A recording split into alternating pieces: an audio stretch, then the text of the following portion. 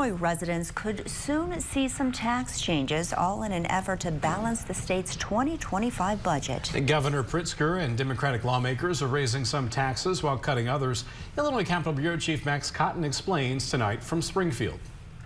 For the 6th consecutive year, I introduced and the legislature passed a balanced budget that invests in our future while putting money back in the hands of hardworking Illinoisans. To balance the budget he signed into law Wednesday, Pritzker asked lawmakers to raise revenues in his February budget proposal. They obliged, passing a bill that included tax increases on sports wagering and video gaming terminals while capping the retailer's sales tax discount. While this budget is undeniably complicated, the message the governor is sending with it could not be more clear.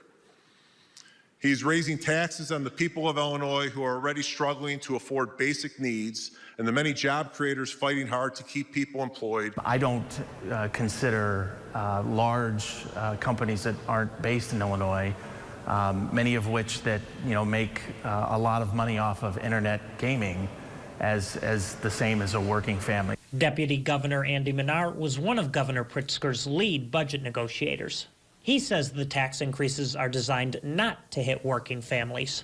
In fact, he and Pritzker say many families and small businesses may see a tax cut. The state created the first child tax credit and increased the standard deduction. That's a major step forward and will help working families on the tax front. Small businesses will see one of the biggest changes. The state did extend the cap on the corporate net operating loss deduction. It was also raised from $100,000 to $500,000. By taking that number up significantly, we can extend that piece of the tax code for a number of years, while at the same time driving benefit to businesses in Illinois that are small and medium sized. In total, the tax package is expected to raise about $750 million in revenue, a key to balancing the budget. There's a lot of grandstanding, there's a lot of fear mongering, but we should go back to the governor's demand is a balanced budget that invests in the things that the people of the state want and is gimmick-free, and that's what this budget has accomplished.